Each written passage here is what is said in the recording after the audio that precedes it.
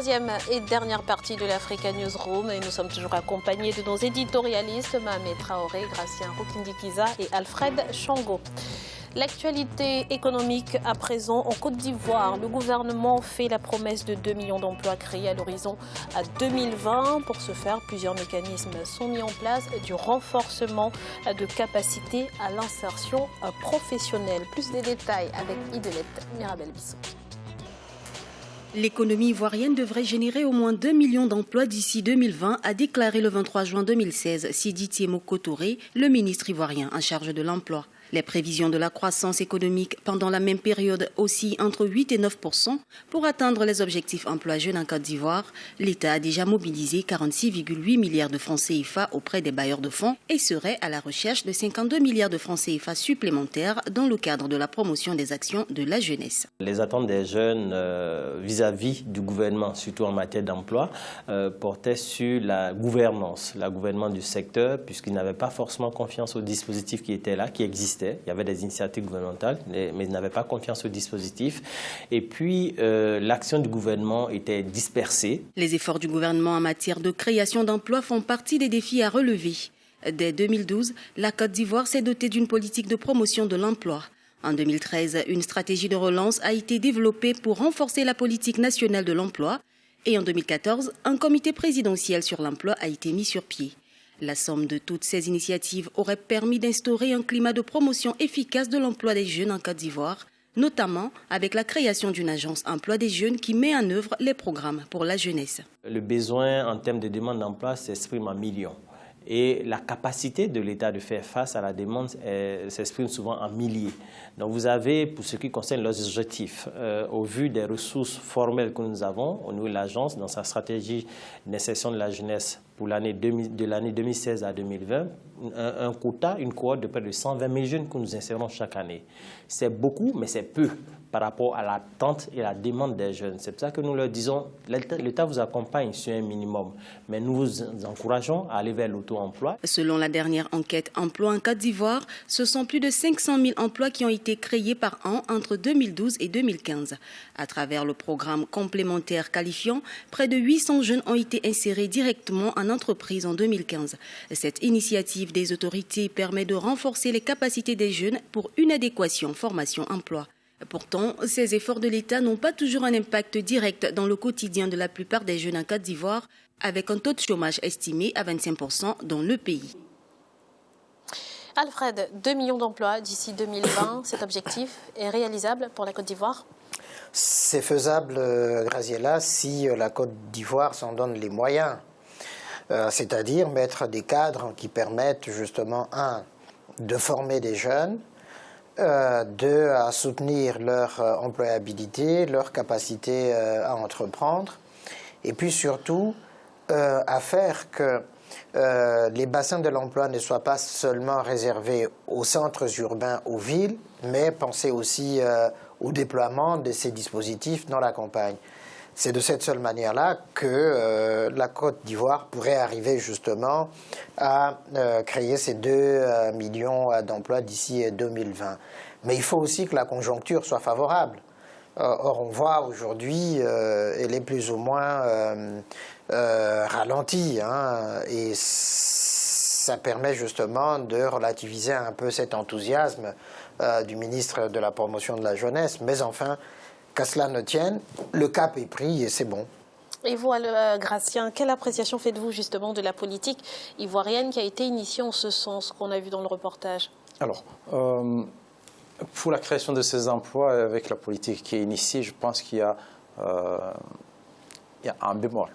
Il faut savoir que la Côte d'Ivoire a créé beaucoup d'emplois, a une croissance environ de 8 à 9%, mais tout cela est dû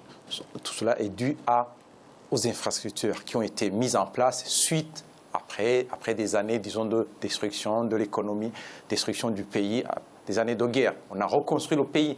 Aujourd'hui, il y a des routes, il y a des bâtiments. On a créé beaucoup d'emplois. C'est-à-dire que demain, dans les années à venir, il n'y aura plus ces routes, ces bâtiments à construire. C'est-à-dire que c'est une économie qui n'a pas généré, disons, de la productivité. On construit, c'est ce qu'on appelle les externalités au niveau de l'économie. Mais en réalité, ce ne sont pas des usines qu'ils ont construites pour produire, qui vont continuer à produire. Cela veut dire qu'ils peuvent ne pas atteindre ces 2 millions d'emplois si jamais ils ne s'orientent pas plus dans la production que dans la phase de construction des infrastructures.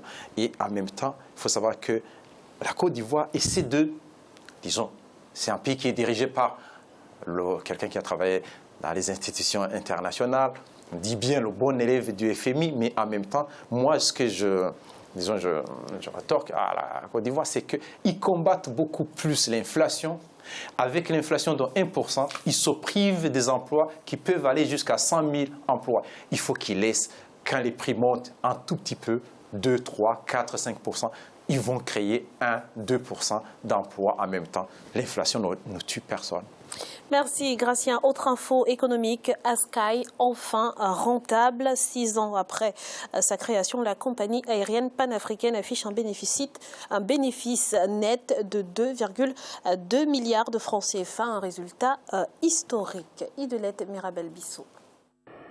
2,2 milliards de francs CFA, c'est le bénéfice de la compagnie aérienne Askai en 2015. La compagnie panafricaine a réalisé cette performance durant l'exercice 2015 grâce à l'amélioration de ses services.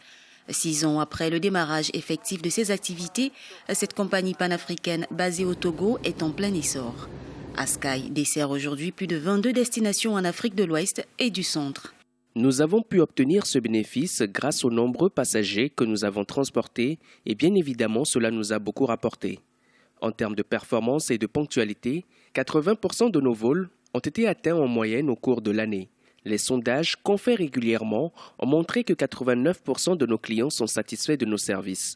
Donc l'année 2015 a été une année positive et nous sommes confiants que l'année 2016 sera également positive. Askai, à l'image de nombreuses autres compagnies aériennes, veut assurer sa place dans l'espace aérien africain. Avec une ambition de compagnie fédératrice, son pari de l'intégration sous-régionale est un défi quotidien. Comme perspective d'avenir, l'institution envisage d'étendre ses vols et desservir d'autres pays du continent et d'Europe. Askai doit se positionner et essayer de joindre à la fois la qualité et le niveau de coût relativement abordable pour les passagers. Et aujourd'hui, Askai essaie de desservir beaucoup de pays. Et donc, il y a l'environnement des affaires qui est propice pour Askai. Donc, Askai se positionne comme la compagnie qui peut servir de dessert du continent africain. Askai est la compagnie aérienne en Afrique dont la croissance a été plus rapide et qui a réussi à développer un plus large réseau de destinations en Afrique de l'Ouest et centrale. Aujourd'hui, la compagnie relie 23 capitales de la région avec une flotte moderne et un peu plus de 174 vols hebdomadaires. Mais voilà une compagnie africaine qui arrive à s'en sortir, c'est une performance à saluer. C'est une performance à saluer et ça fait plaisir de voir que le dynamisme, surtout en Afrique de l'Ouest, suite à tout ce qui a été réalisé en termes d'infrastructures, que ce soit au Mali, au Sénégal avec l'aéroport Blaise Diagne ou en Côte d'Ivoire où on est en train de multiplier les pistes, des nouvelles pistes pour permettre à des compagnies de bien s'installer.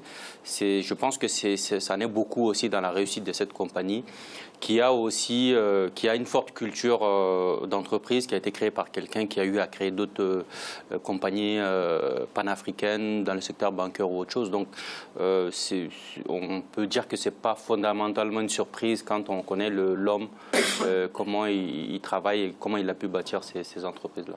Et Gracien, une réaction? Oui, on voit bien c'est une compagnie qui gagne de l'argent, mais il faut toujours noter que cette compagnie bénéficie déjà, la direction c'est un Éthiopien, il y a Ethiopian Airlines qui a des parts à 10% du capital dans l'entreprise, c'est-à-dire qu'il y a les méthodes, il y a la gestion d'Ethiopian Airlines. Cela veut dire que finalement, avec les bonnes méthodes, la bonne gestion, une bonne vision, on peut faire bien tourner une compagnie aérienne. Les compagnies aériennes sont les mêmes que les compagnies privées, les autres compagnies. C'est seulement la gestion et le fait de se dire que finalement, ce n'est pas parce que ça vole que ça doit gagner de l'argent. Alors Alfred, le fondateur de la compagnie, Gervais Djondo, a appelé à l'ouverture effective du ciel africain. Qu'est-ce qui freine ce processus finalement ? On sait que depuis 1999-2000, l'accord de Yamoussoukro prônait la libéralisation du ciel africain. Demandait justement à tous les États africains de permettre aux compagnies africaines de pouvoir voler dans le ciel africain, et pas seulement réserver ce ciel aux compagnies étrangères.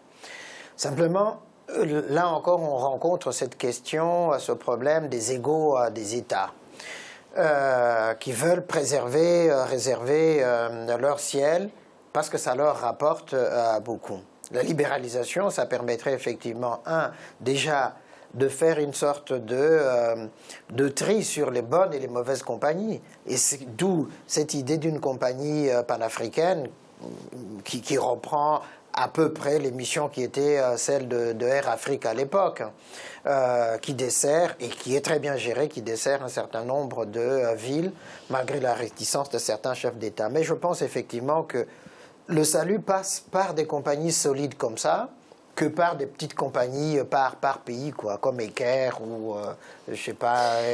Merci, voilà. Merci Alfred. 220,4 millions de dollars, c'est notre chiffre du jour. Et il correspond au déficit de la balance commerciale enregistré en Côte d'Ivoire en 2015, une première depuis 1980. Et selon les observateurs, cette tendance devrait se poursuivre en 2016 et 2017 avant de s'inverser à la fin 2018. Gratien, comment expliquer ce déficit? On peut l'expliquer par la croissance justement de la Côte d'Ivoire. Ce pays a créé beaucoup d'emplois, beaucoup de richesses. Il y a eu une classe moyenne qui consomme. C'est-à-dire qu'il faut importer beaucoup de produits. C'est de l'argent qui sort. On ne produit pas assez pour exporter. Pendant un certain moment, disons, cette classe et les gens, aussi, il fallait importer les matériaux pour la construction des routes, autre chose. Et du coup, la production n'a pas suivi. Il y aura, comme on le dit, ça va se prolonger. Je ne sais même pas si en 2018, il y aura encore une balance qui est excédentaire, parce que à moins que la Côte d'Ivoire arrive à exporter beaucoup plus aux produits d'autres, notamment pour vendre au niveau de la sous-région. Alors Alfred, en quelques secondes, est-ce que la hausse de la consommation va forcément de pair avec le creusement de déficit ? Pas nécessairement, c'est surtout le fait que la production ne suit pas. Si les exportations sont importantes, à ce moment-là, ça permet de faire entrer des devises, et donc ça équilibre le fait d'importer les biens et services de l'étranger. Mais la solution, c'est de produire soi-même ce que l'on consomme. Merci pour toutes ces précisions. C'est à présent la fin de cette émission. Celle de ce mardi sera consacrée aux conditions de préparation pour les Jeux Olympiques de Rio 2016 en Guinée. Mamé Traoré, merci d'avoir été avec nous. Merci à vous. Gratien, merci également d'avoir été là. Merci Graziella, bonsoir à tous. Et merci à vous Alfred pour votre présence. Merci Graziella, ça a été un ravissement de vous retrouver. Et puis à mes très chères téléspectatrices aussi, merci de leur accueil bienveillant. Un plaisir partagé. Merci à vous, chers téléspectateurs, de nous avoir suivis. Très belle soirée et à très vite dans l'Africa Newsroom.